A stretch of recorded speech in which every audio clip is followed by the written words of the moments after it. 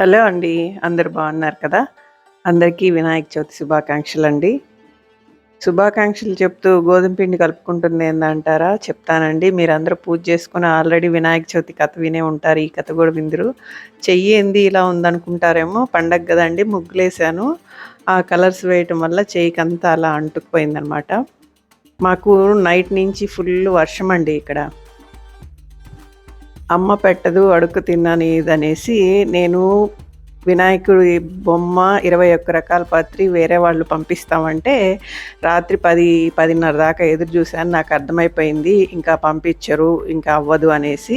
అప్పటికే ఆల్రెడీ వర్షం కూడా స్టార్ట్ అయిపోయిందండి. పొద్దున్న లేసి చూస్తే అస్సలు వర్షం తగ్గలేదు.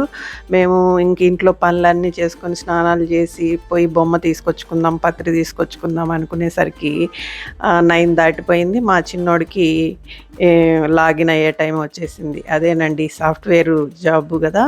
వాళ్ళు ఆ శాడిస్టోళ్ళు పండగ రోజు కూడా సెలవు ఇయలేదనమాట. ఇంక కాబట్టి ఇంక టైం అయిపోయింది. ఇంక వెళ్ళటానికి కుదరదు. నీకు బాగా చేయటం వచ్చు కదమ్మా! నువ్వు చేసేసేయలే బావుంటుంది బొమ్మ నీకు అలవాటే గదా! అన్నాడు. ఇంక తప్పలేదండి. అలా బొమ్మ తయారు చేసుకున్నాను. ఇంటి ముందున్న కొన్ని రకాల పత్రులు తీసుకొచ్చుకొని అలా ఈసారి ఇలా జరిగిపోయిందనమాట.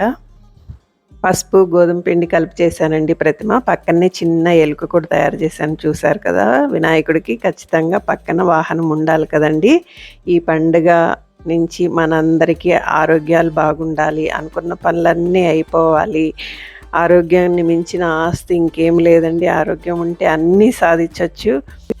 ఏదోనండి సింపుల్‌గా ఇలా మా పండుగ జరిగింది. మీ అందరూ గూడా చక్కగా జరుపుకొనుంటారనుకుంటున్నాను. ఫస్ట్ టైం మన ఛానల్ చూస్తున్న వారెవరైనా ఉన్నట్టయితే సబ్స్క్రైబ్ జేసుకోండి.